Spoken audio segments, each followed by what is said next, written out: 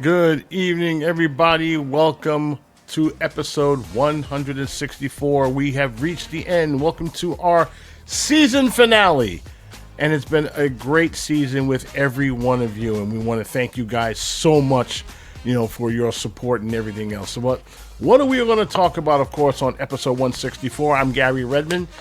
Greetings and salutations. The rest of the crew, Nick Lianos, Mark Coates, and Miguel Nunez, your headliners for today's episode, will be with you very shortly.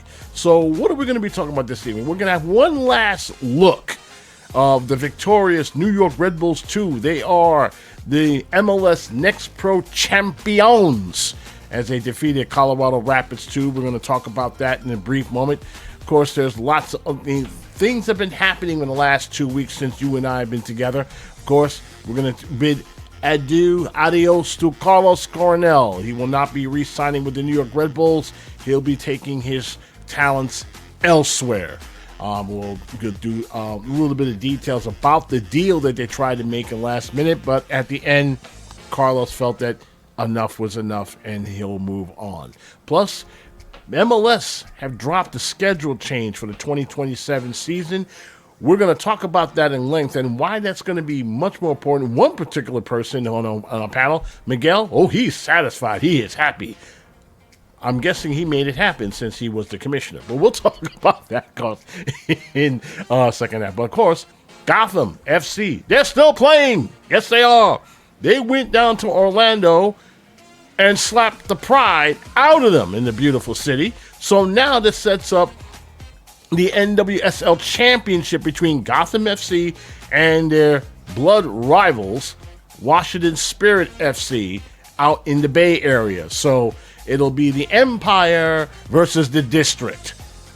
Some people feel that this should be thrown back east, of course. And we'll talk about we'll commence with the preview and how that's going to happen. It's going to take place this Saturday. So everyone will be in pins and needles on that match. Now, of course, as always, if the live stream is happening right now, okay? You can always, if you miss it, hey, no big deal. You can always catch the recording on our YouTube channel. Don't forget to like and subscribe. And if you have done so, we thank you very much for that.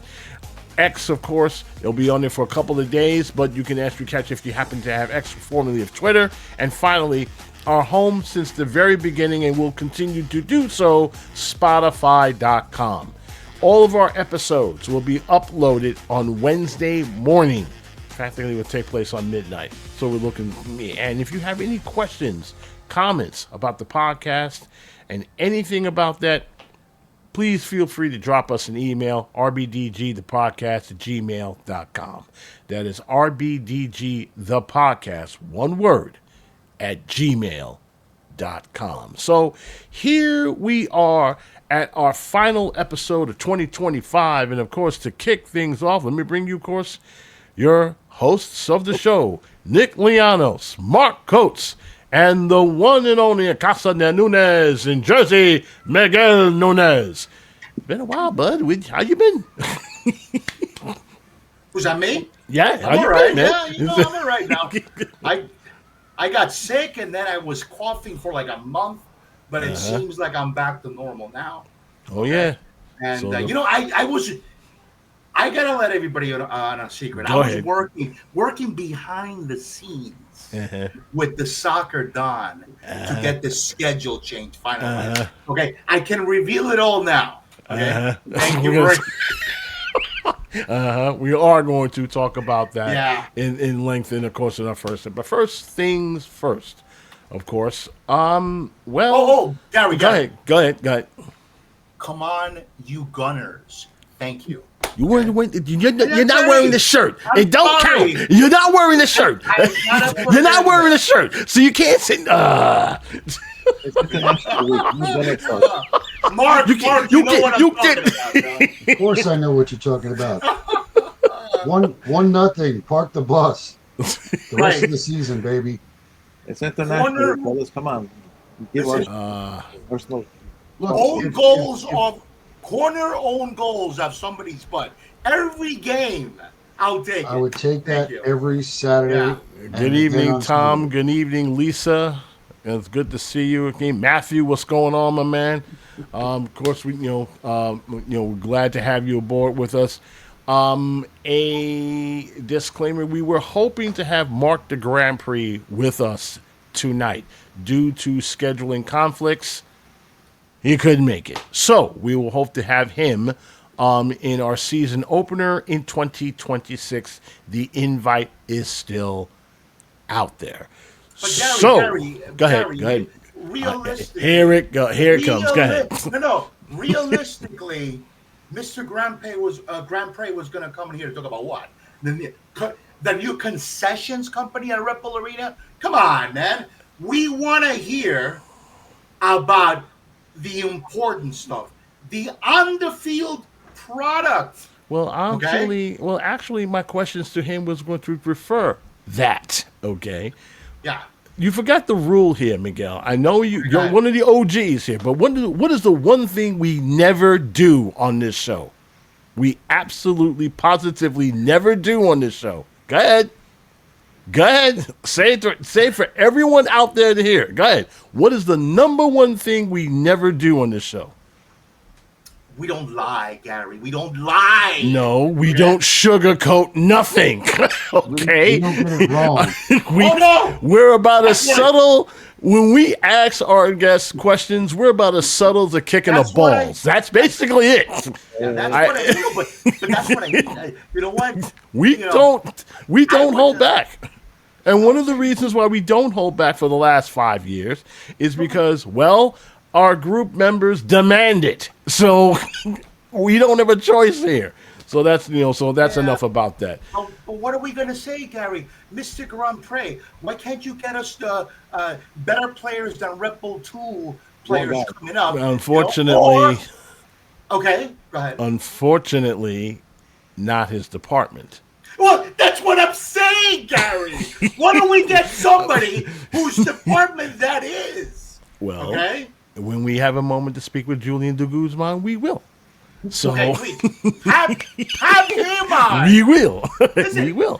But unfortunately, he's busy right now, don't you think? If I was Julian, I would not come on if Viper was on. There ain't no way I'm signing up for that show. Listen, I could care less. We would all want to watch that show. Oh, of course. There's no way he's going to come on and deal with the Viper. You know what? I can't I can't restrain the Viper. There's nothing I can do. So nothing I can do about that. But let's talk about Carlos Coronel for 1 second. I mean, this is one of the things that hit our inbox lately, of course, and that is, once again, there's some roster changes, and there are going to be more. There will be more, okay? The first person who's out the door, which is basically the worst kept secret out there, Carlos Coronel will not be with the team in 2026. He has not picked up his option. They tried to do a last-minute deal, and, of course, talks collapsed. So he will be taking his talents elsewhere. Miguel, starting with you. I mean, you surprised or no that Carlos Coronel is leaving? No, I'm not surprised. But as we can look at the graphic there, and it says Coronel released. Was he actually released, or he didn't want to re-sign with MLS? Well, I can't put the word re-sign because it'll sound like he resigned. I mean, but there was none. Let me tell you this. You know what? I think it was time for him to go. He wants to further his career. Okay, of course. And he's now like an international. He's a Paraguayan international. Yeah. So you know what? I don't blame him for seeking greener pastures elsewhere, whether it be in South America or Europe. I would imagine he's going to somewhere in Europe. I'd be surprised if he wound up. Remember, he did his stunt. He did his stint with Red Bull Salzburg. Okay, before he came to us. So he was with the Philadelphia Union too before he was with us. Correct. Correct. The Mundo. Right. So he's been with MLS and for quite some time. His game got better with us, obviously, and he was getting noticed. Not noticed enough, but in many cases, this man was responsible for collecting wins when there should have been losses, and that was part of the problem. Mark, you've said this more than enough times. This man saved this team's bacon more than Superman. Okay, so I mean, my question to you, I mean, does it bother you that he's gone or no? I'm not going to say it bothers me. And listen, he had his good moments, he had his bad moments, like a lot of other players on this team. Yes, he was phenomenal in the PK shootout where we said goodbye to Columbus. I can never enjoy that enough. I mean, there were moments where he came up huge in a lot of games. He was the reason we either won or at least held on for a draw. But he had the occasional brain fart. I think that he was a solid player overall. It was very unfortunate that whatever happened to bring about the choice to put AJ in as the starter. We don't know. We'll be back for about a bit, but that's why we signed that guy from LA. Right. But having that guy is an MLS. That guy's an MLS Cup winning goalkeeper. Okay. So the last time we saw him, he coughed up 7 goals for Cathedral. But well, he's got some skills. I don't see us really wanting to hang on to him. Maybe we will. To stay focused on Carlos and not his replacement. Right. On the studies. Yeah. I mean, I think that it's difficult because you have a solid guy who could be a number one, and that's going to lead to the questions of who's going to be our number one.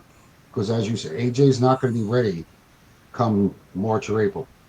So overall, it's kind of sad that they couldn't work something out, but I can see why he wanted to go. Now it's a question of, like I said, where do we go from here? And you try not to get too attached to players. I think the one difference I'll say was Dax. I think when Dax was here, he was beloved by so many of the fans. Plus, he wanted to stay within the family. So and it didn't work out. It didn't work out. And again, Matt, my son, was doing a winter camp, and at the end of the week of camp, they were going to bring in a player, and the player that was supposed to come to Matt's camp was Dax.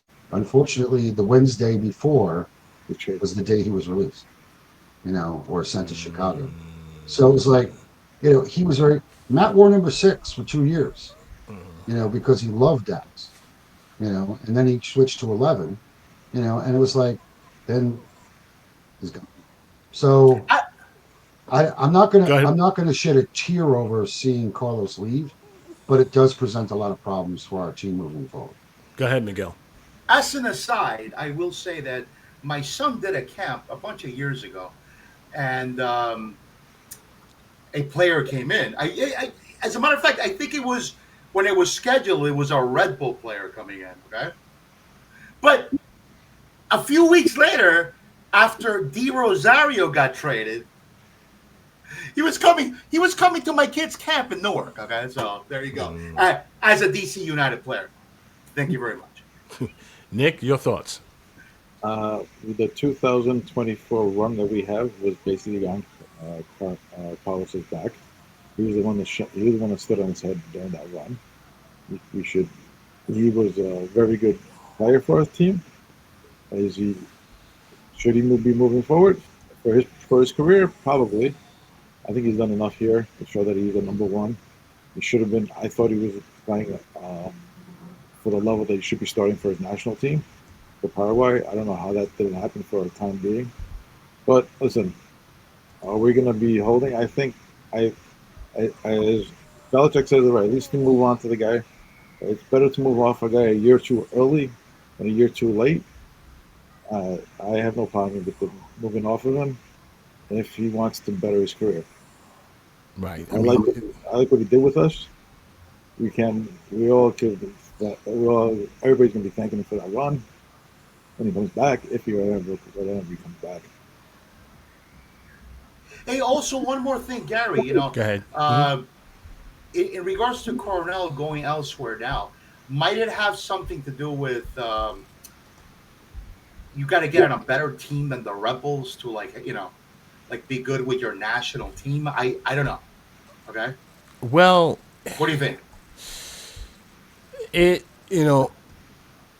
I think when you have to remember we got the World Cup next season, right? Right. I mean the 20 so it makes sense for him to want to get more international game for his international team.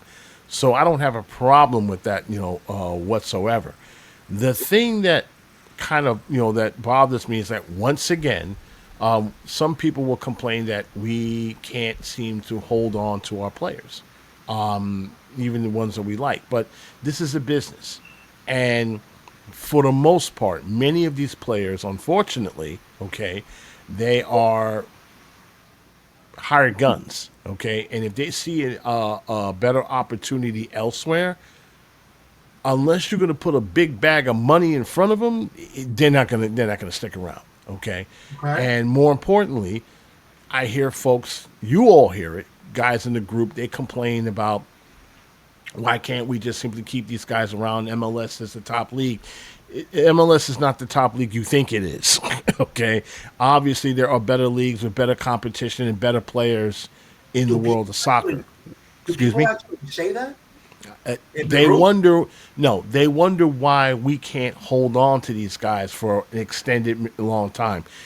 If you're talking about a journeyman who's been bouncing around from league to league and you give him a spot where he feels comfortable, that he feels okay, well, of course he's going to stay. This is not just in soccer, Miguel. This is in every sport, okay? Some of these guys are like, okay, I'm going to go Korea, I'm going to stay right here. There are a number of guys who retired as Red Bull, okay? Yeah. There are a lot of guys who've done that. The thing that I would like Red Bull to do is keep them in the family once they hang up their boots, okay?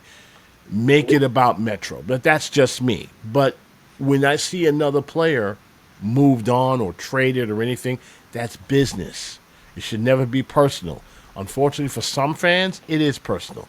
They're having it, like Mark said, they grow an attachment to that player. They like that guy. They feel comfortable with him. And once his name is taken off the board, there's a disturbance in their force and they get upset. I mean, when Giovanni Savarese left the Metro Stars, my girlfriend went 8.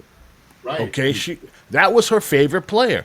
And since then, she has turned her back on the team. Okay, I'm not coming back unless Gio was coming back. That was the hill for her to die on.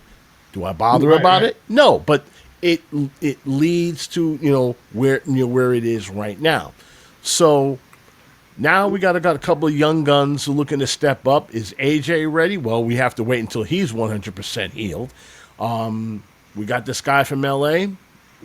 I think he's going to be your starter come 2026. The question is not necessarily your keeper guys, is the defense in front of him. Well, that's exactly right. Lack thereof. Or lack thereof. This was the problem this season, where for some reason we can't seem to hold on leads, and somehow we have defensive brain farts in critical situations and matches. We need to get back to where we were, where the defense was, and defense and defensive midfielders per se were basically all in one. When they did that back in 2018, what happened? We were a force to be reckoned with until we ran into Atlanta. More on that later. So, speaking of the league, go ahead. Also, I'm just wondering, Garry, when the season starts, I'm thinking it might be the guy that we brought in from LA. And, he will be your starter. But the under-17 keeper that just played in the World Cup, Aiden. Yeah, Aiden Stokes. That's the guy's name. He's gonna be sitting just below AJ, who. Oh no! But I'm saying Marcucci is still injured. Who knows how long he's gonna be out? Well, I wouldn't rush. I mean, you don't rush players off an ACL. Well, yeah, but that's what I'm saying. You just don't. Lord knows it. Lord knows you've done that to other ballers, and look what happened. Right. No. What I'm asking is, I don't know if they're going to be looking to sign like an experienced goalkeeper, or just go with the guy from LA and then Aiden Stokes. Well, we shall see. It remains to be seen. I don't know. Well, Aiden's truly you know, ready. What's that, Nick? I don't know. I don't think Aiden's truly ready because Okay. times No. you're in headlights looking. The time that he was backing up, I was like, "Oh, we're not ready for this kid." No. I mean, to calm, Matthew Scarlow's fears. I don't think he's going to go to another MLS team. I think he's going to wind up either in the South American team or Europe. Okay, you don't go to an MLS team to better your competition. If you want to be within the standing in the national team, you want to be on a team where you can able to fight for a number one spot and then stay there. If it is for a bigger and better team in other leagues, it's certainly not going to be in MLS. I promise you that. Right. Matthew, I don't think you're going to find him. I'll be shocked if he wears a Philly, if he wears a Philly uniform. So what the hell? But nah, no. He's done with MLS. I guarantee you that. He's done with MLS. And also, Gary, I think the guy from Orlando is a free agent, right? The El Pulpo. Galese? Yeah. High risk. High risk, high reward. I mean, the thing about Galese is he's got skill, but he doesn't stay home. He doesn't know how to range his defense in front of him. He thinks he can just take on the teams in the league by himself. That's what I'm hearing from folks on Orlando. Is that they're not so sad that he's going. They're expecting someone better sitting between the pipes. Okay, down there in the Iron Lion, village in the Iron Lion. So they're not tearing up that he's leaving. Okay, yeah. They thank him for the services, but they expected a hell. What I'm getting from most of those folks in Orlando, they was expecting a hell of a lot better from Galese. They really were. Okay, so I like the pick, but I'm not sure he's a good fit with this team. Okay, the other guy who I'm not sure. The other guy who's available is the guy who used to play for NYCFC. Sean Johnson? Maybe. Johnson, man. Maybe, but he's a statue. All right. He's a stat. He's got one big blind spot. He's a statue. All right. Okay. Speedy wingers are his kryptonite. I'm serious. Okay. Speedy wingers are his kryptonite. Good keeper. He really is. Okay. He's known to stand on his head from here and there. He's a baller. I give him that. He knows how to command his defenses in front of him. But you better have a good defense in front of him because on the wings, he has a tendency to get burned. We've burned him on the wings more than enough times. Okay? Yeah. So there you go. Okay. All right. I'm not saying he's 1 foot in retirement. He's still got game. But again, you need somebody that can help to command the defense, have a good defense in front of him, have a good defensive midfielder from him, and then you're straight. You can't just leave the game to your goalkeeper. We've done that last season, the season before that. Okay? Some with great results, some were disastrous. Okay? I like insurances. Okay. I like insurances. Let's build some bodies in front of them. If you're going to go with 3 defenders, I want 3 strong defenders. Okay, with a defensive midfield. I mean, we haven't replaced Frankie Amaya, for goodness sake. When he left, things fell apart in the defensive end. I'm not throwing Edelman under the bus or anything else like that, but he was the guy. He was the key. You even said that, Miguel. He was like an impact signing. He held it together till he left. He came back and that was like a brand new signing, man. He was great for us, and then he was gone. And he was gone. There was the only box-to-box midfielder we had since I don't know, Putifo.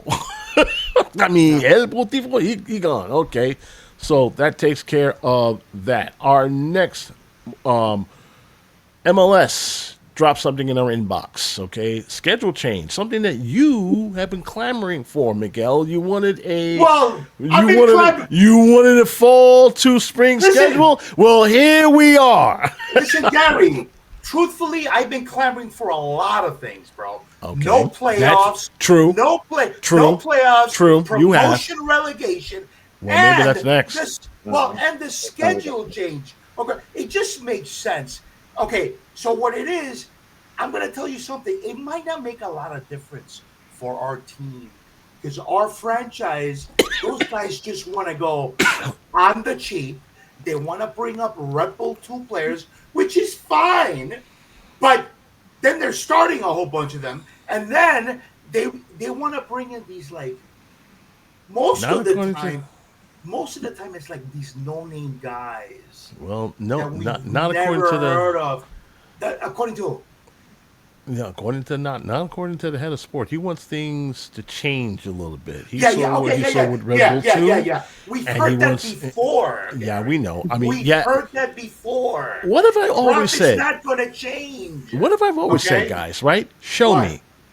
Don't talk to me about it. Show me. Right. Okay. So how could you even believe? But how could we believe anything those guys say?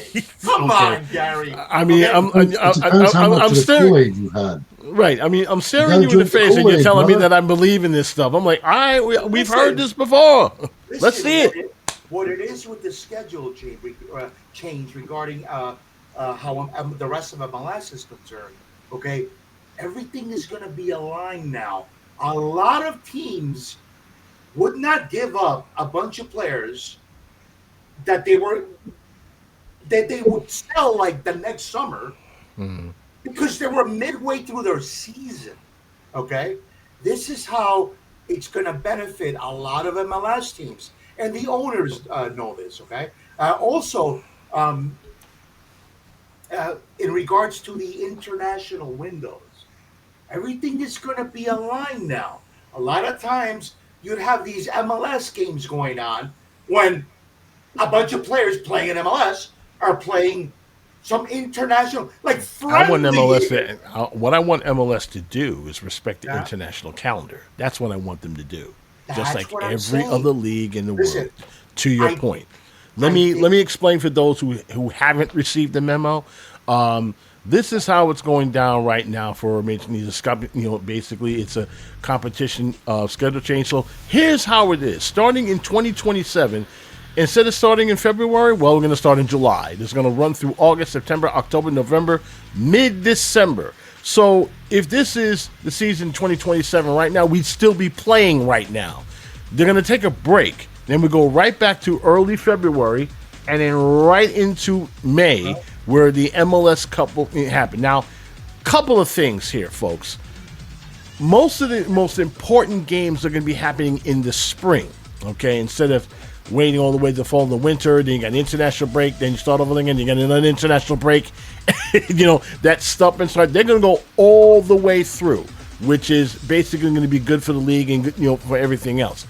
However, okay, while there's some caveats that Miguel has brought up, and rightfully so, the calendar would be more aligned. They'll have a better shot at getting better ballers, depending on the team who basically want to sign these guys. The international calendar will be somewhat respected, like to be fully respected. But if there's one thing that gives me pause, don't get me wrong, guys, I'm all in on this, okay? It's kind of cold. In late February, Garry. I'll be able to handle it, but I'm not so sure the regular Joes will be able to handle it. Nick, you first, Garry. man. Okay. Hold on. Okay. As for the calendar, my first reaction was, I'm not totally for this.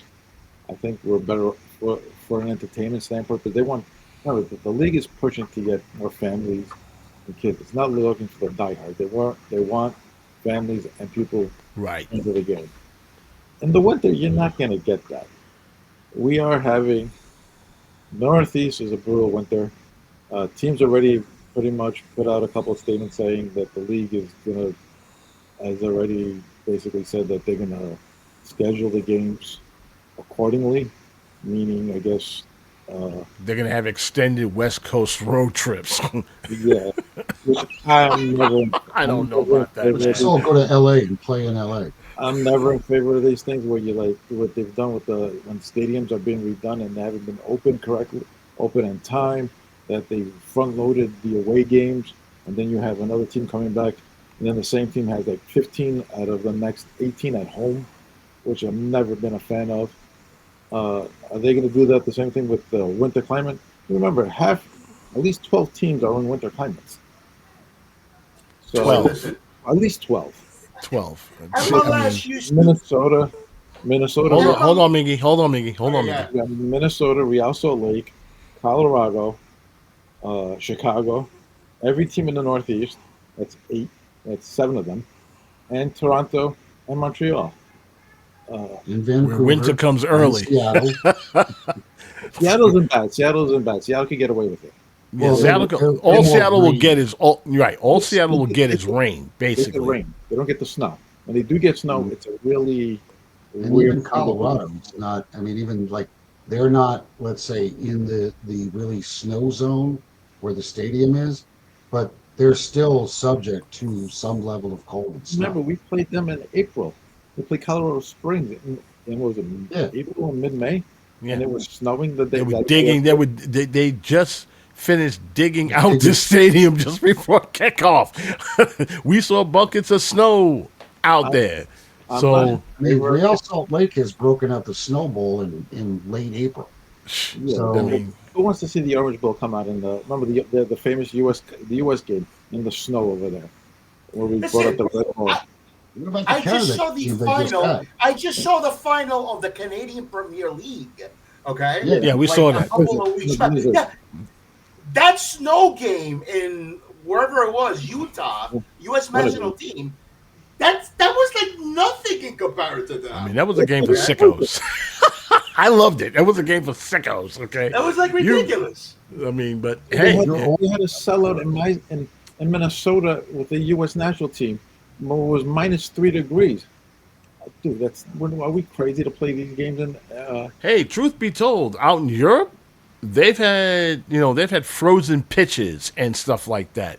So if they can navigate their way around that, I think we'd be fine here. The only reason why I say I think, okay, because we really don't know, okay, how this is going to happen. From what I understand, there's going to be a little 14-game mini season to do the transition Well, between no. that. Yeah. Am I right, Miguel? There's going to be like a little. Yeah.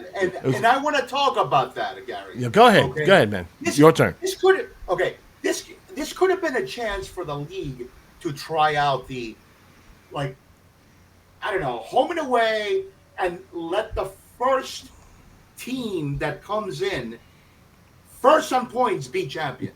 The little mini season, but they just love to shove these freaking playoff garbage games down our throat. That they're going to have Well- a 14-game mini season, and then they're going to have playoffs after that. Give me a freaking break. Listen, I don't buy into that argument. Okay, this is America. This is America, and everybody here wants playoffs. Get the fuck out of here. Oh, I'm sorry, but I think I prefer here. Okay. You But get this- one. Most people. Now we here have a most- PG rating. Yeah, most people here are way familiar with how other leagues do it. Okay?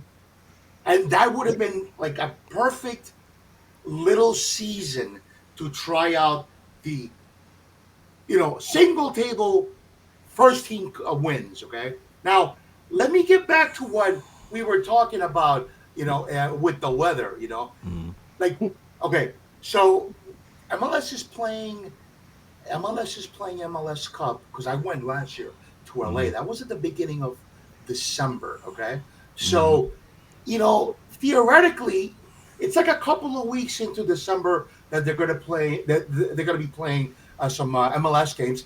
They could have them in warm weather cities. Theoretically, MLS, well, not theoretically, but MLS starts back in, MLS was starting play in late February. They might be starting play in the middle of February. It's the same thing. You have a couple of games in warm You're weather. just switching calendars. That's all. You're That's coming it. in, right. You're not starting in spring. You're ending in spring. Right. I gotta remind people that it wasn't too long ago where MLS teams would have, like, let's say, 5 games at home, okay? Mm-hmm. And then you wouldn't see them for like another month. I Because they'd remember. be playing away. Right. Okay? I remember. Yeah. I mean, but this So brings it's me. not that different. Go ahead, Garry. This brings me to this. Okay. The more I think about it, guys, the more I like it. Okay. It's due because what have we been asking all this? What have these teams have been asking? Okay, we need to get a better shot at better ballers. We're not going to do that when we're 2 weeks at the end of the calendar and home, and whatnot. The only thing that gives me pause, just about the only thing, and that's it, Miguel, Mark, Nick, is that the league is really rolling the dice here. Okay. We've seen how they were concentrating on supporters and families and back to supporters. Now you're talking about families, and no one is going to, it depends on where you are going to first dig out their car in 4 feet of snow and travel down the highway to see the Columbus Crew, the Cincinnatis, and anyone in the Midwest, Minnesota. I mean, we're fine, okay, as far as winter is concerned. We'll probably deal with 30-degree weather and stuff like that until we get hit with a nor'easter, and then all bets are off, okay? But most fans, most fans use the summer break to bring their kids and everybody else. I used to hate it when it was like 95 degrees and whatnot. Hell, I even attended a game at home when it was 101 degrees. Okay. I was at that game. I brought 3 kids, my son and 2 kids from his team. It was like that 1:00 game. Yeah. Infamous. Yeah, the infamous cricket. I mean, people were asking me, "You going?" Yeah, I'm going. that's actually nuts. Yeah. Okay. I mean, we were all going, okay, we got to, of course, naturally, Chris Heck got fired immediately after the game. But, I mean, because who in their right mind would schedule a game in the afternoon in the middle of a heat wave? This is what. On a weekday. On a weekday. So it didn't make any sense. And, of course, Mr. Heck was relieved of his duties after that. After there were so many complaints with people almost getting heat stroke and whatnot, including players on the field. Thierry Henry said, "We're not going to do this ever again."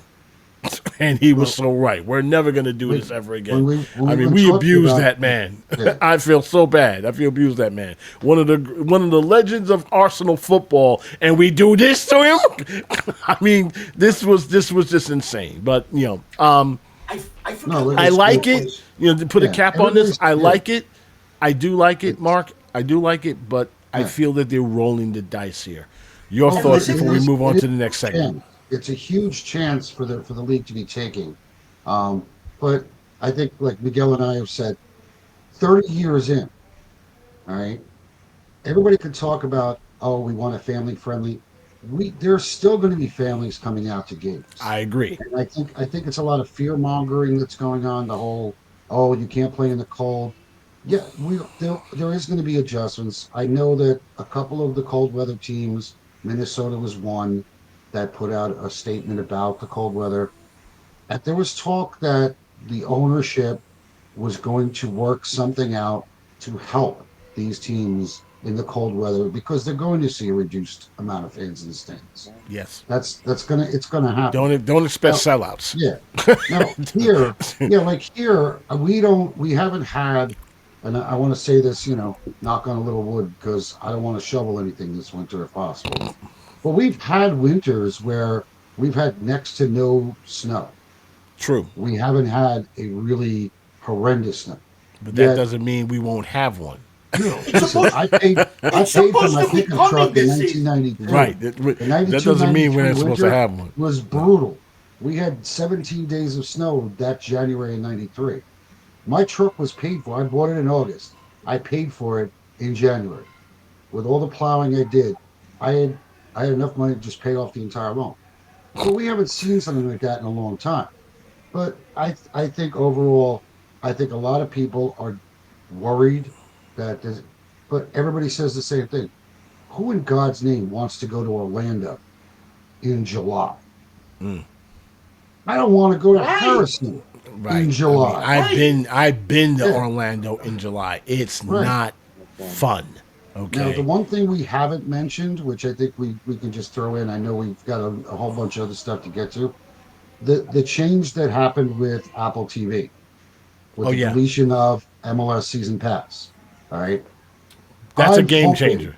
Yeah, that's a game changer. I'm hoping that as a result of that, and maybe some cooler heads, we will stop seeing this Saturday 7:30. Let's put games on in the afternoon, in the spring. Why can't we have a 3:00 kickoff on a Saturday in the spring? You know, I just don't understand why. When prior to the whole Apple deal, I remember going to a 3:00 kickoff, 4:00 kickoff in the cooler months in March and early April, because like my cohorts who are on the show with us, none of us enjoyed Sunday night at 7:00 watching the Chicago Fire 2 go to extra time against Red Bull 2, and like I was like, it was 36 degrees by the time we got back to the car, all right, on a Sunday night. What? It's like, there should be no Sunday night games at all. Yeah, in my book. You know, nobody wants to be out and in 4:00 and that's it. we're all at home. Some level of intelligence that goes along with that move. I think it's a great move. We all know that the cable TV industry is dying, so it's eventually everything. Apple TV just got Formula 1. Streaming is not that far behind, but so that's another discussion for another day. Yeah. But Apple's made the move. I think that opens up our audience to a huge new group of people. Because there are people that had Apple TV that weren't paying for season pass. Right. I mean, people. Just to put it out there to other people. Right. Just to put a cap on this, so we move on to the next segment. Nobody likes paywalls. Nobody. Right. Okay, that was the that was the biggest mistake that Apple TV made. Okay, why are you putting a soccer league behind a paywall? I mean, we were fine when we had season tickets, but there were a lot of people who didn't, and they wanted to watch the game, and they couldn't. Okay, so kudos for them to finally come to their senses. Second, what I would like for them to do, what I like Major League Soccer to do, since they're going to basically move it on to a schedule thing, they can't keep the same schedule. There's got to be an afternoon. For one thing, there should be a Friday night game. Yeah. Honestly, there should be a Friday night game. I'm not understanding why in the world they don't have this. There should be a Friday night game. Saturdays, there should be 2 blocks, right, Miguel?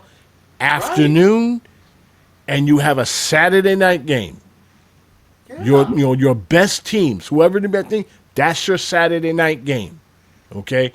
And as a matter of fact, Garry, I'm going to go as far as saying that we should have Monday Night Football on Apple TV as well. Well, maybe. Okay, maybe. Right. But, there's going to be no NFL, man. I mean, you're playing the first half of the season against not only the NFL, but college football. Another thing that I'm a little worried about, okay? So, Monday night we can massage that. If we're gonna have a Friday night game, you're right. We should have a Monday night game. Not in the spring, sure. Not in the winter. Okay. Yeah, not in the winter. No. Garry, another point you just brought up, Garry. Another point.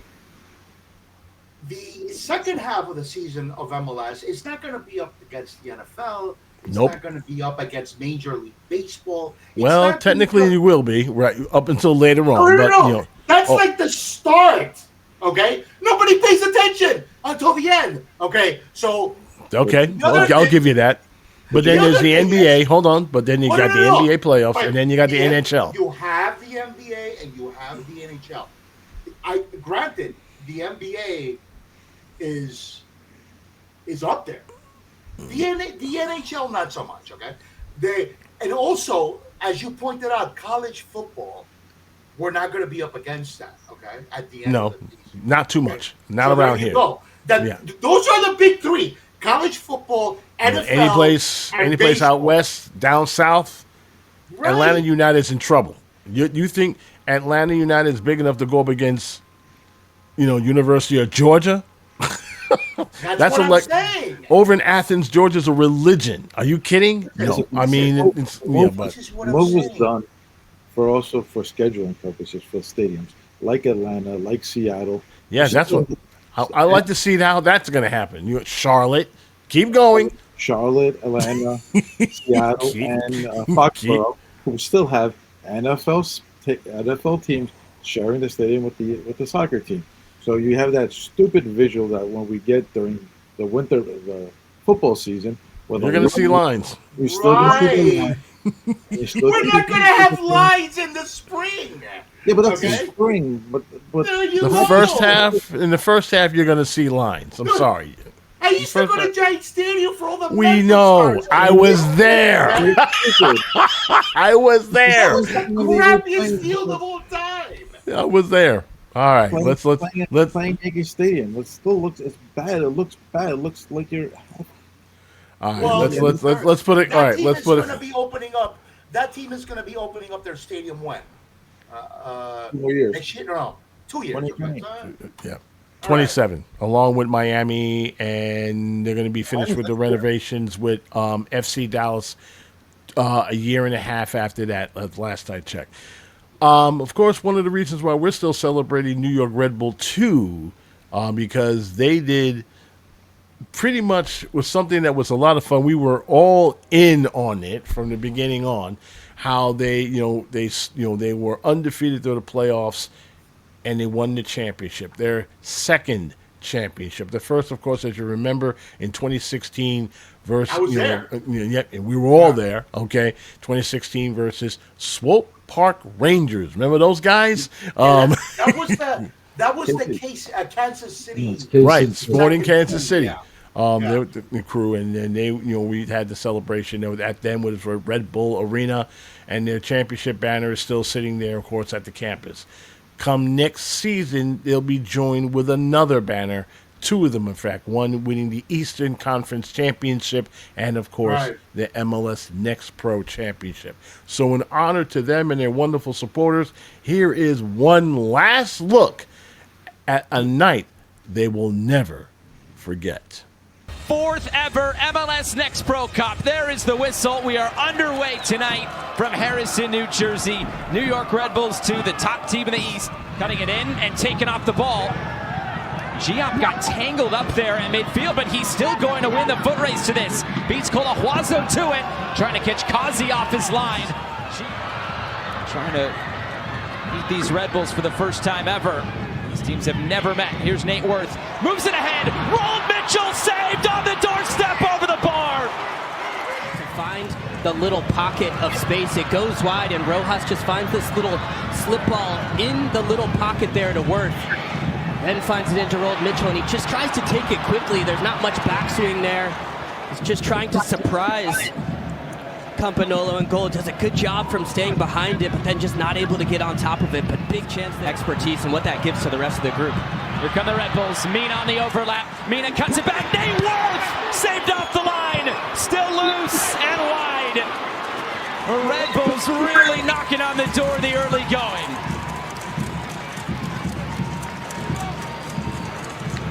Red Bull have done a really good job of changing the point of attack, and then it's the overlap there from Mina. Does a good job where the cutback, once you get into that prime assist zone, the cutback is on there. Running right at Flores. Rojas, couple step overs.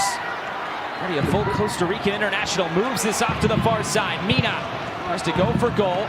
A ball for Mosquera. Makes it on that left foot as it's moved back out wide for Mina. Mina's cross coming back post. Mitchell! Just wide. This match in the first 20 minutes, and it's all really narrow, but it's good patience for Red Bull to go out to the wide areas to Mina, and then just keep an eye on Mitchell just at the back post, and just gets enough leverage, a little push there just to create enough space for him to elevate. He gets up so well and does not miss by much, just inches wide. This is a perfect look at it. Keep an eye on him on that back post for Colorado. Man, clever finish, but you see already just the way he's controlled this midfield's been brilliant. Starting through the middle, shooting chance! Campanolo got something on it, denying Benedetti of what would have been a rocket goal. A little bit deeper in, the shot from distance in the pocket is how you're going to try to draw them out, and that one was moving. It's knuckling. You can see perfectly there. Excellent job there from Campanolo to get both hands. Setting up that attacking posture again, looking to play through the middle this time. Mosquera touches it ahead for Rold Mitchell. It's a shot on target, but an easy save for Zach Campanolo. Yeah, a few nervy moments, and Campanolo got the clearance all wrong there. And we've seen Red Bull, for the most part, dominate possession, tilt the field, and try to break down this banks of four from Colorado, but there are times where you see them wanting to go quick. That ball in behind to Rold Mitchell is a good option, and you can just see how that can catch teams off guard a little bit. But Colorado have bended, but still haven't broken to this point in the match, and haven't been able to create enough as of yet. But as you mentioned, possession part is not going to trouble them so much. It's more about can they get out of their own end to relieve a little bit of pressure and then see if they can create that difference.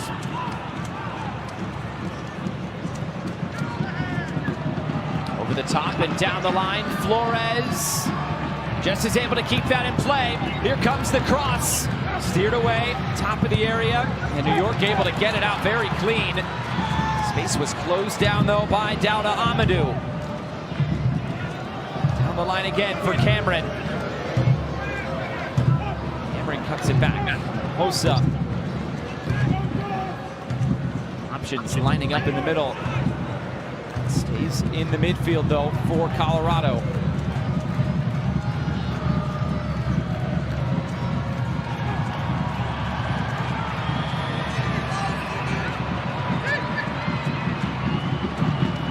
Playing over the top. Here's Flores.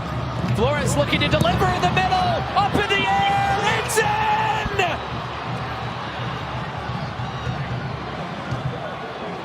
The main.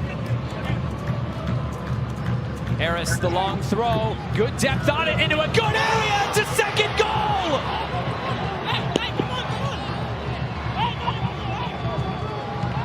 By any means! New York trying to claw one back before the break. Worth for Rojas, different angle, he puts it towards goal, punched, airborne by Campanolo. Gutierrez nods it down, it's cleared out to midfield. Worth has to win that, and he does. Thuto is putting some pressure on.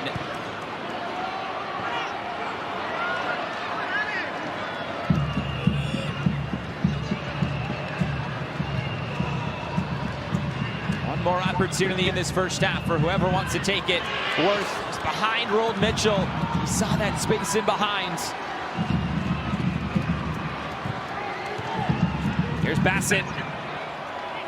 The last chance now might come for Colorado. Slowing things down, finding Amadou. Eyes on Jeremy Shear now. And he brings this first half to a close. And what a first 45 minutes for the Western Conference champion, Colorado Rapids 2. The second half is underway from Sports Illustrated Stadium. Kalen Carr, I'm Josh Eastern, Moises Linares down on the field. Thanks so much for being with us here. Cameron whips this one in, the header is saved. Austin Kazi keeps this one out. G off the target. Rojas, Ofori for Nate Worth. Bobbled for a moment, Mosquera scores!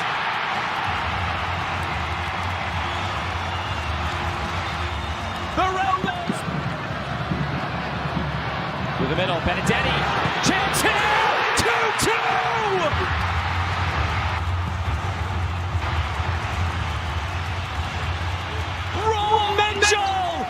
the same script so far. Where one team goes up 2-0 and the home team storms back. Chance here for Colorado, back post, big save! Austin Kazi! This save is out of this world here. It's a wonderful ball in from Watuta to the back post, and you're just expecting that to hit the back of the net. There's no way he can save that from jump, but he just flies across. He makes his body big and gets Bassett, at least to begin this defensive shape. Benedetti. Down the line, Mosquera. Mosquera, the cross, Neyward saved! Campanolo, his turn this time! Makes more sense to sit deep, and this is why they've been under pressure. They've had to absorb it. It's a wonderful early ball in, and a lovely touch there from Worth just to redirect that, but an excellent save as well, just to keep alert. It comes at him quick, but a really good job. Anthony Garcia, the 21-year-old from Honduras, 6 goals, 4 assists, a Honduran youth international entering this game. Sam Bassett, he will exit. Subs 2 and 3 tonight from Eric Boucher.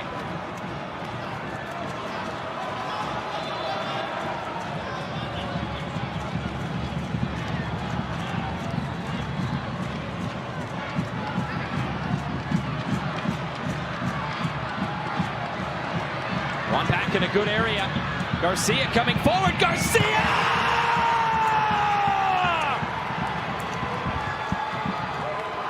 Right onto the field! Right onto the score sheet! The Rapids lead again!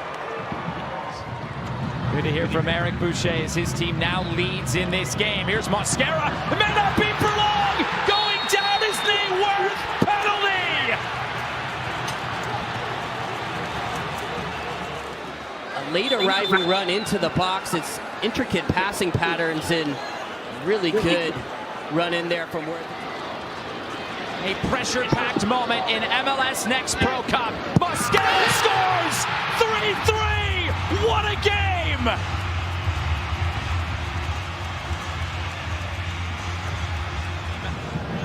Anderson Hossa chips it up. The heads go up and misses everyone.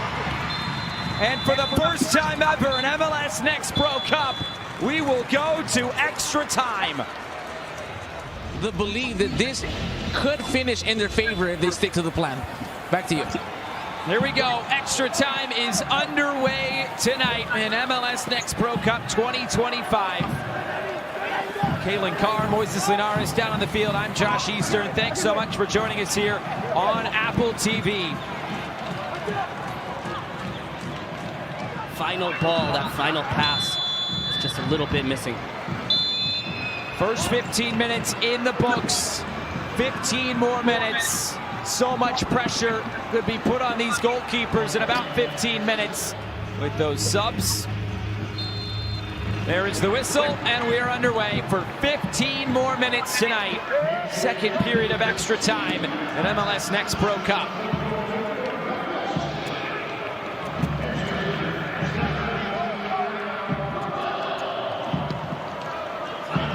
Miguel Jimenez, new striker into this game for Roland Mitchell, who could not continue with a few nagging injuries in this game.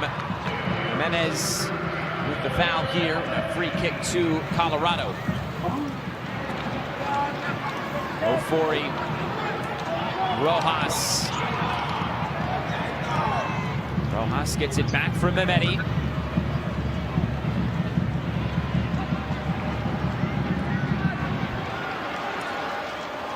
Modelo. Modelo progressing, deflecting, still loose in the middle, saved! Campanolo keeps it out! Red Bull do a really good job coming down this right-hand side, and Modelo whips it in the box, and right there, turns so quickly. And how about this from Campanolo? You can see he can barely get an eye to it and gets down low for his side. New York trying to get free here. Mehmeti plays it up over the top. Aymar Modelo. Last chance tonight in extra time.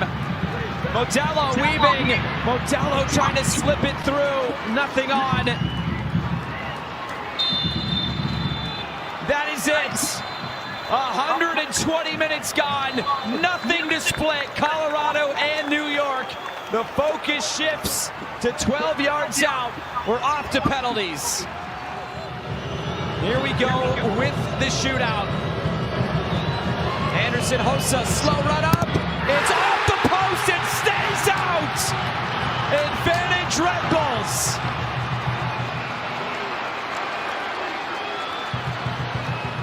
Hossa is their normal penalty kick taker and scored a big one earlier this playoffs against the Town FC down the middle. This time hits it towards the corner and it ricochets off the back of the head of Austin Causey and stays out of the back of the net. And you can see what it means to him. A touch of luck and a little bit of despair there from Hossa, who's going to have to put it behind him. Nate Worth now stepping up. The Chester, New Jersey native, 18 years old. Started his career with the Red Bulls 2 back in 2022. Then spent time in the USL with Tulsa and Tampa Bay. Bit of a full circle moment here for Worth, who's back with Red Bulls 2, still in a very young career. And Zach Campanolo's first test in this shootout. Nate Worth to give New York the advantage. Delivers. New York leads after one round. You want your first kicker to set the tone, and Nate Worth has had a tremendous game today. The assist to Mosquera, drew a penalty already, and this time the little stutter step. Bilo Chiab off the crossbar. It's squarely in the hands of New York now. You off just a bit, picks his head up just a touch, and Jimenez. New York leads 2-0 after 2.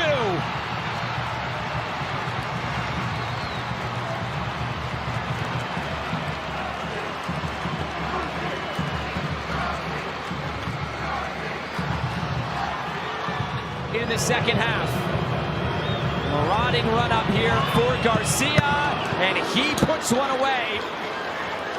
Much needed for Colorado.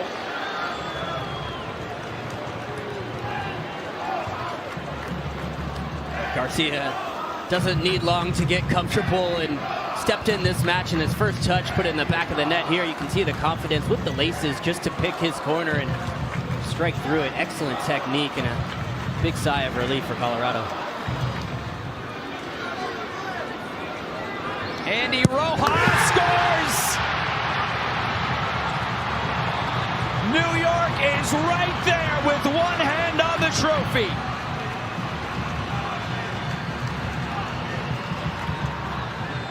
For Harris to keep this shootout going. Harris saved! Causey the hero! The Red Bulls reign in MLS Next Pro!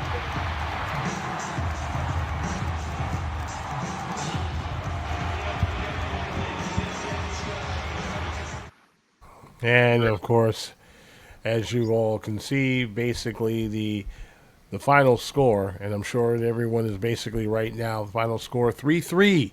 That ended in actually 120 minutes, but Red Bulls 2 win it in penalties, 3-1.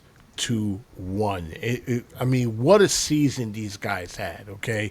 Under my, it started out with Sagaya, then ended, of course, with Coach Michael Bradley. The team finished an incredible season and finished with 11-4-4 across all competitions.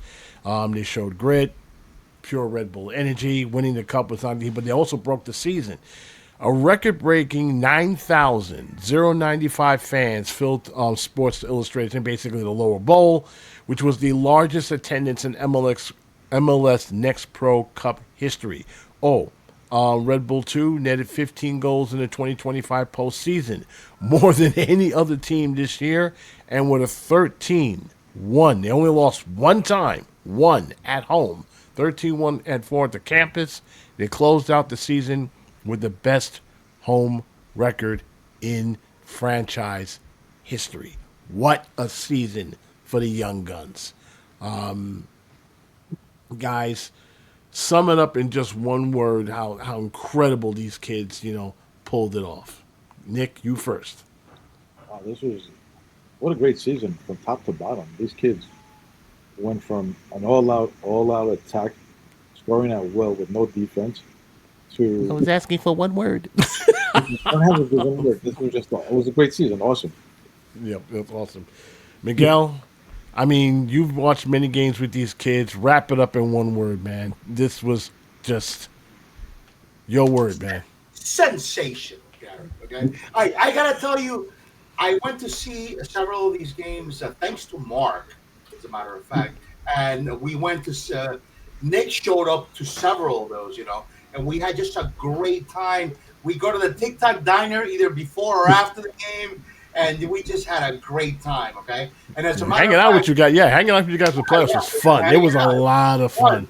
Let me tell you something. And we saw some games in Montclair, and I don't know what the attendance was like. They were like 500, 600 mark. Yeah, you would know better. But Well, I think the first game wasn't as well attended. yeah, The second game against Chicago probably over 1,000. okay, But yeah, we had I think it was just like 2,800 for the Eastern Conference Final okay, at the Cathedral, and then okay. like Garry said, over 9,000 Yeah, for I the wasn't final. there for And that the was conference listen, final. it was incredible. Yeah, I mean, I brought Matt with me to 3 out of the 4 Yeah, games. the Philly game was pretty. The Philly game was Miguel pretty was there packed for because 2. they Nick and brought I were together people for from all 4. down south. It was just phenomenal. That's the word I'm going to use. phenomenal. It was a phenomenal run. All 4 right. straight games, and the only ones that went to extra time, by the way, were the ones we brought Miguel to. All So we right. got free soccer because Miguel needed to see a little extra. But And we let me just tell you something, Garry. Let me tell you something. That final was sensational. That's incredible. another word I'm going to use. But let me tell you something. But the game before that was wild. The game before that was just crazy. Defending was optional when it comes to these guys, man. Okay, they just had to score more goals than they let in. Okay, and let me tell you, but it was optional for Colorado as well. Rold Mitchell should have had like 3 goals in the first 20 minutes. Okay, 58 goals they scored this season. 58. Okay. Yeah. I said this in halftime. I said, okay, I know things are a little dark right now. I said this on the live, commentary. It may look down at that time they were down 2-0. But let me remind you guys something. Red Bull 2 scored 58 goals this season. 58. And what happened in the second half? They just simply exploded with goals. I don't think the 3 of us, because the 3 of us were sitting together. Unfortunately, Carlos was on the opposite side of the field, couldn't get over to join us. But I don't think any of us really felt like doom and gloom, regardless of whatever came out of Miguel's mouth the entire match. Speak for yourself, bro. We went down 2-0, and I said, "Oh my God, it's over, man." Yeah, the whole time. And I got Miguel on one side, and I got my son on the other. And Matthew keeps telling me, put some duct tape over his mouth. He keeps saying bad things. All right, that takes care of New York Red Bull 2. What we're going to do is we're going to take a quick 30-second break. There is another team still playing, and they're in a championship final. And we're going to talk about that when we return in 30 seconds.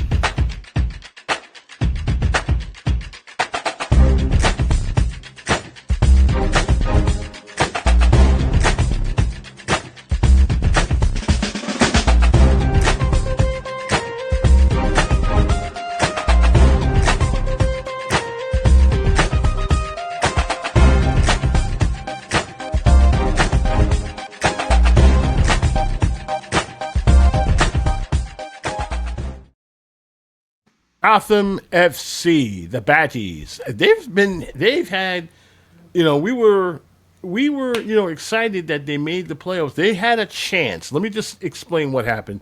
They had a chance to finish top 4, right, boys? But something happened down there in Cary, North Carolina, that slipped on the banana peel, and then they wound up the 8th seed.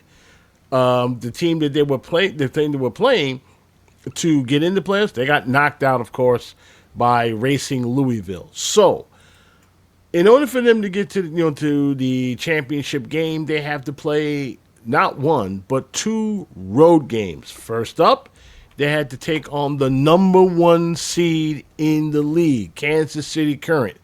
And what do? They beat them 2-1. Ouch. I mean, if you're Kansas City Current, Nick, you're going, how did this They had all the mojo. Well, except for one little mojo.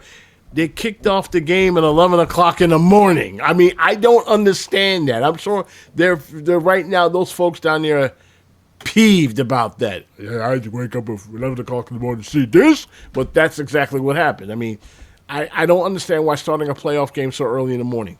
I don't understand that at all. TV. Okay.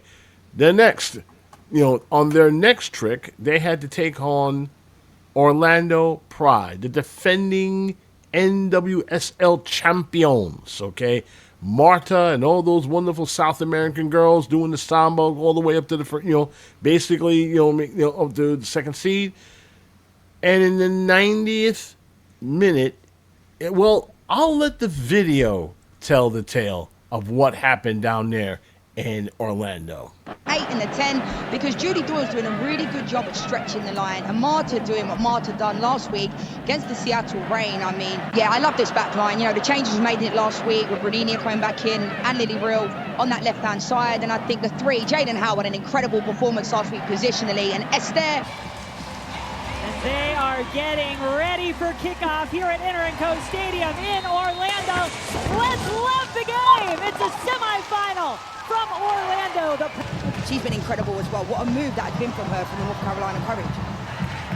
It's all about putting all of those pieces together at the right time. Bruninia, a leading ball for Esther. Back flicked to Purse. And the offside flag comes up anyway, but Gotham has talked about coming out on the front foot, being aggressive. They felt they did that well last week, set the tone in Kansas City. It looks like they're trying to do the same here today. Definitely a very, very good start from this Gotham FC team. And when you've got a player like Esther being available, last week we were thinking, would she have come in later on in the game? Clearly she wasn't ready, but I think she's been sensational this year. Even when Gotham weren't on a great run, she was still performing, still scoring goals. She can stretch the line. She's got trickery. She's got ball mastery in those areas. And I think I'm looking forward to seeing her play with Jaden Shaw. Anna Morehouse in goal for Orlando. And Katrin Berger on the other side for Gotham. This one onto the foot of Marta. How much is the Brazilian legend loved here in Orlando?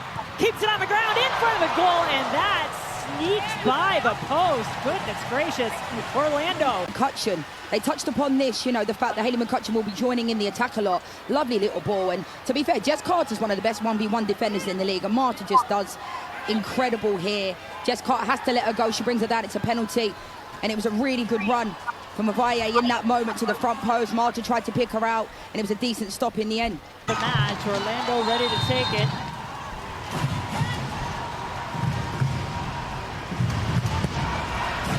Put back into the box. Berger out for it and claims it. I mean, that makes a statement, too, as a goalkeeper when you do that early. Yeah, fantastic from Ann-Katrine Berger. We know last week when Wheeler got that goal, she comes inside, wrong foot, Ann-Katrine Berger. But she's one of the best goalkeepers in the world. I'm delighted that she's in. Now, Leanne, everyone counts in terms of playing defense. It's not just the defenders, so yes, credit Ovalle there for sure. And hey, look, then you've got Jess Carter, a center back on the other end, trying to set up the attack. So these coaches talk a lot about versatility, fluidity, seeing that on full display. Doyle stepping into it. Gets a little separation. Angelina back to Marta. Marta through a crowd. Dances on the ball. It's in front of the goal. It was there. It was there. And Julie Doyle, I mean, look at this ball mastery here. Jalen Howe, Rose Lavelle, Emily Sonnet, 3 top quality players. And I think Avaye, to be fair, it looked like Jess Carter may have got a touch on this. We'll have to take another look. No, it just took a deflection before it got to Avaye. She wasn't really expecting it. But I think a player of her quality would expect to put that in the back of the net. Just looked like she got her studs caught in the ground a little right-hand side.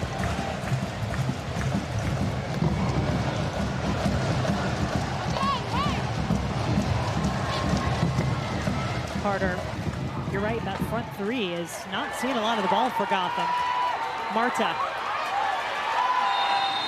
Another great matchup there. Sonnet eventually whistled to the foul and picks up a card.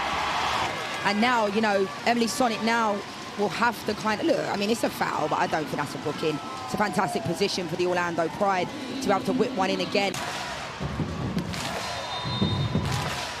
Crowd sensing an opportunity off that lovely left foot of Ovalle. What a ball in front of Berger and grab. Another little fabric of thread to push DC in the Spirit and the Portland Thorns.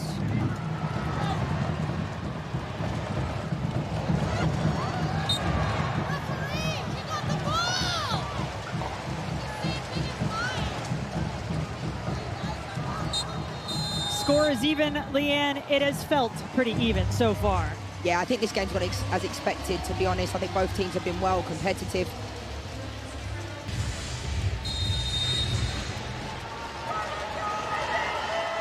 One change at the half for Orlando. Oyane, 25-year-old from Spain, 4-year player at Harvard where she was a captain, All-American.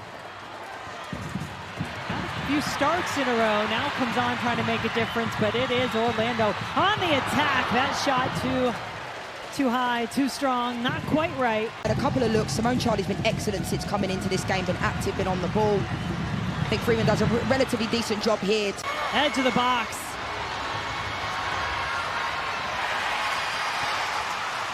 That was excellent play from Midge Purse. The spin was incredible. Unfortunately for Gotham, no shot to be had at the end of the sequence, but now, watch out!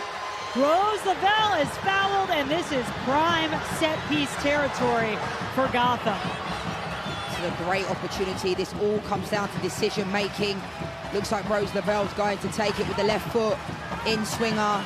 Massive opportunity for Gotham to really put one in where it hurts on this Orlando Pride team. Juan Carlos Amros saying of Rose Lavelle, when she is on the field, you feel something special can happen. She and Jaden Shaw both staring down the goal. Decisions to be made. Who's going to take it? How are they going to hit it?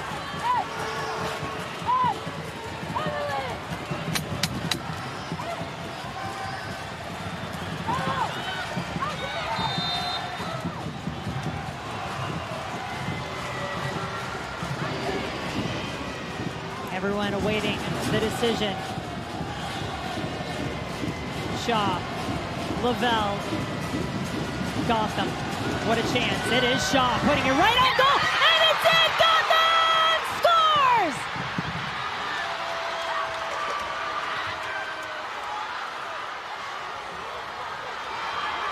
What a delivery, what a finish! Gotham were excellent. Emily Sonnet runs across Anna Morehouse's eye line. It looked like Midge Purse almost got a touch on it, but look at this ball. Such a good ball. And Abello just ducked at the worst moment, because I'm not quite sure why she was ducking, because it allowed the ball. We'll take another look here, look.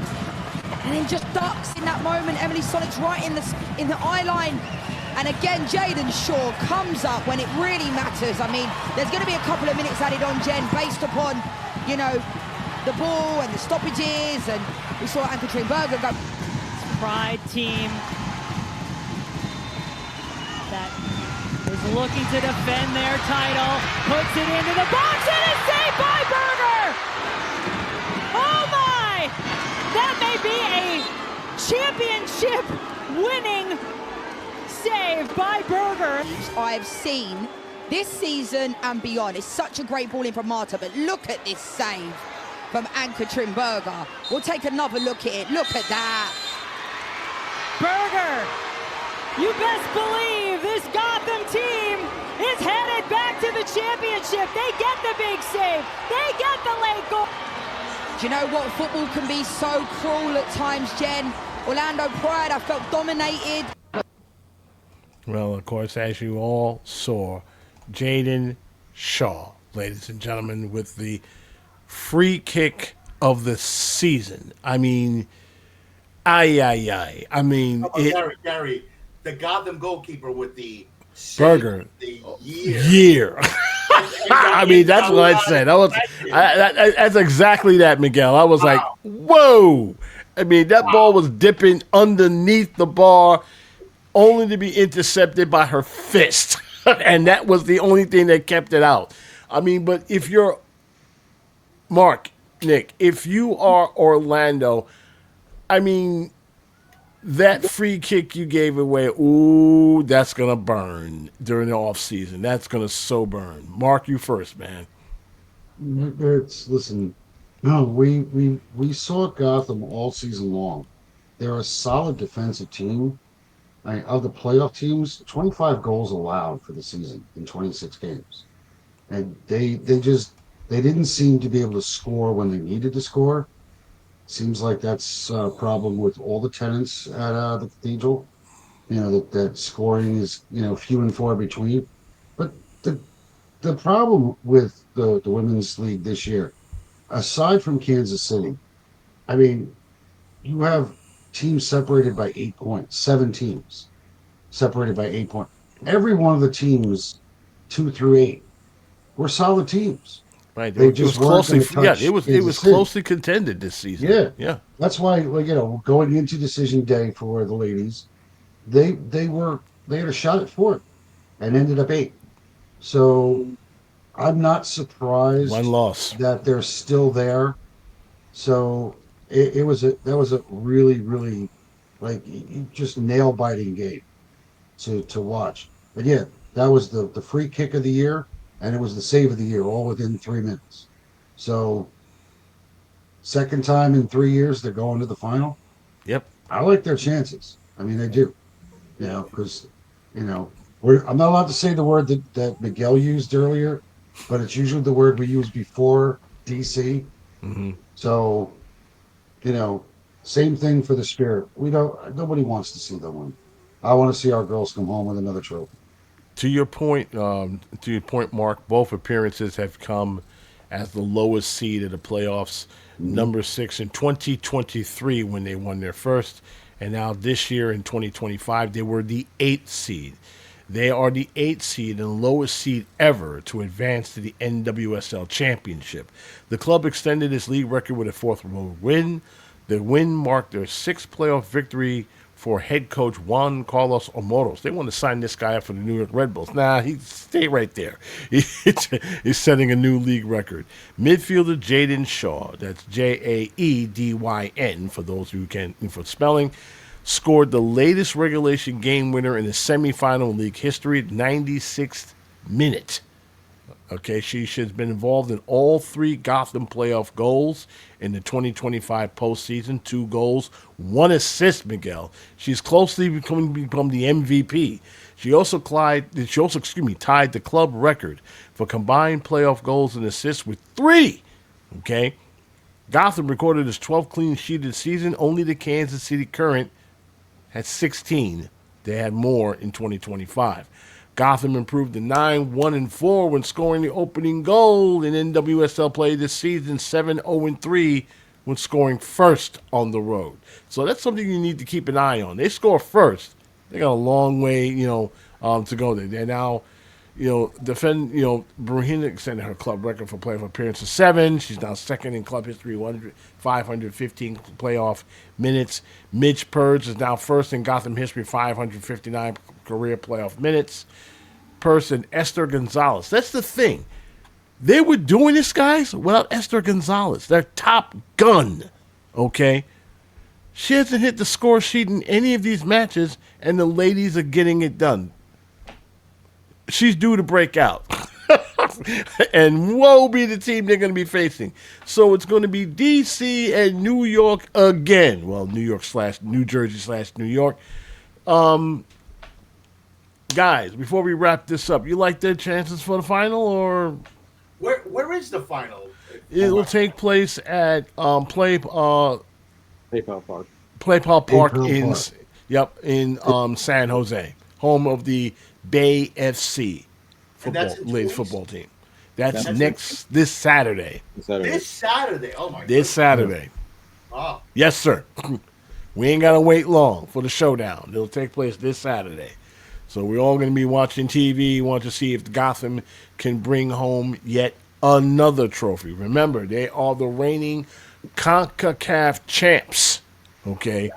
I was just watching highlights of that other semifinal match. It was the Washington Spirit against Portland, if I'm not mistaken. Oh, yeah. Portland Thorns. Yeah, and man, the Washington Spirits, they're like powerful up top, man. So Yes, they are. Gotham is going to have its hand. They got thoroughbreds up front. So, but like Nick said, Gotham is a very good defensive team. So, in a sense, am I right, Nick? You got the best offense going up against the best defense. So, this is going to be fun. You get the best goalie in the league versus the best offense. Second best offense, because KC was number one. We played them this will be the fourth matchup against them this year. And they've been tight. I went to one. Yeah, they were. You and I were there. Gotham versus Washington. 0-0. It was tight. The two games at RBA, Sports Illustrated, were 0-0 games. Yeah. Those were late in the second half of the season, and one was a CONCACAF game where they drew 0-0. The other game that they played down in DC in Audi Field, Gotham clubbed them early. It was a 3-0 victory away. They scored 3 goals in the first 35 minutes. So, now remember this about the matchup. The Spirit eliminated them last year. Yeah. So Payback. That was another game. It was a 1-1 game. When we played them, we went to shootout. And we lost 3-0 in the shootout. And it was a very sad shootout. So these girls probably have an extra motivation. Oh yeah. Oh yeah. Both teams have extra motivation for this one. Oh yeah. Let's look at Gotham. Look at the last 2 years. You got a championship game, eliminating the semifinal of last year, and this year you're back at the semifinal. Is that consistency or what? Yeah, I mean they've been if only the Red Bulls would be so lucky to have that type of those type of seasons. I mean, I think we would be over the moon, especially winning the cup in 2023. I know a lot of people be inking the MLS Cup on whatever their prospective bodies and stuff like that. But but think about it before we go into our next segment, which is to thank everyone. It's kind of funny, right? As seasons go, this was pretty bad for the New York Red Bulls, but the fans have been treated to some championship footy. It looks like the football gods have actually said, you know what, we know you guys have been suffering, not making the playoffs this year, but I'm going to give you guys a little break. I'm going to remind you what a championship club looks like, and it just so happened to be right under their noses.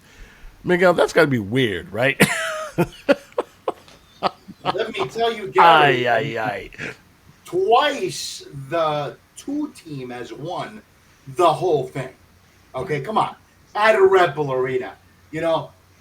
Can we beg the front office, Mr. De Guzman, to give us an actual team? Well, I'm sure he's working on it. I'm sure he's definitely working on it.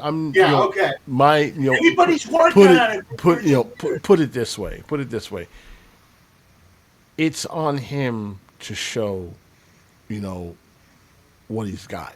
Okay. He got the position by default. Okay. And such. So, he's been working under Jochen Schneider for a better part of a couple of years. I'm sure. Please don't say that. I'm not going to say it. I'm not going to say it. Out of respect, I'm not going to say it. Okay. I would rather have Mr. Curtis back. Well, remember he's just the head of sport. He's not the sporting director. That position is still open, and I stand on my pick. I want Jim Curtin for both, and I explained why. He's done it before. I don't think he comes here as head coach only. Okay, I think you got, if you want Jim Curtin, you got to give him the whole, you got to give him the whole package. Let him build a championship team. And what I mean by build, you give him every resource necessary. He's done very well with youth players. Okay, he brought a lot of those guys up in the Union Academy, and they're balling right now. So he knows the talent, youth talent around South Jersey and everything else. He'll pick them clean and bring them up to North Jersey.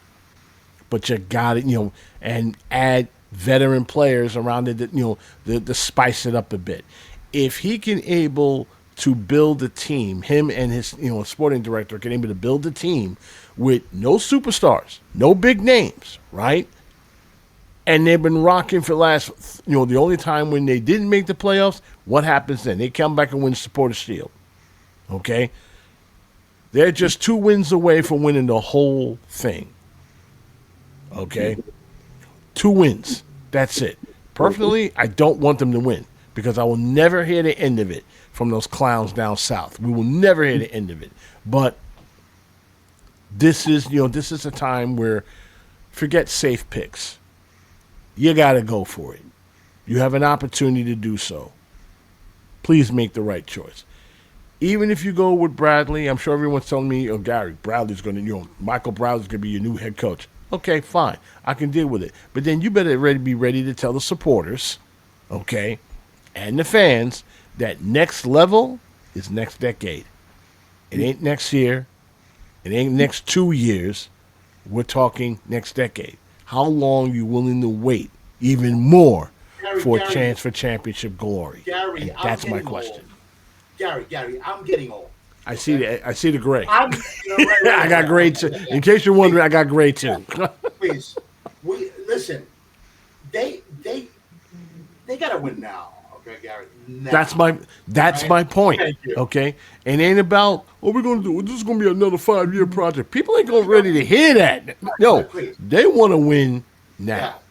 Yeah. Okay, they're not ready to hear that. Okay, they're not ready to hear that.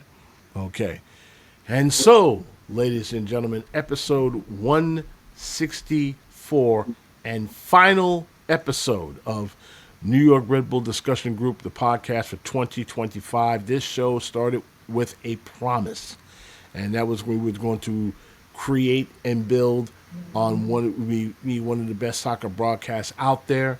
I put together some very sage guys: Miguel, Nick, Mark, Lanre, Carlos. I disagree with you. Maybe these 2 guys here are really good. I'm just a clown, Garry. Okay, come on. Right. But a very good clown. Thank you. You're the best clown we know. Thank you. Yeah. I mean, nobody rages better than you. I mean, nope. Lanre is up there.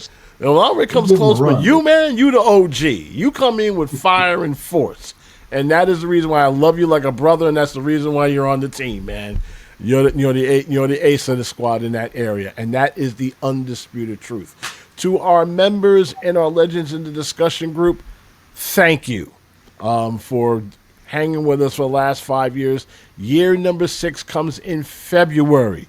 We are going to take a 2.5 months break. Just about 2.5 month break before we all get together again and do this all over again.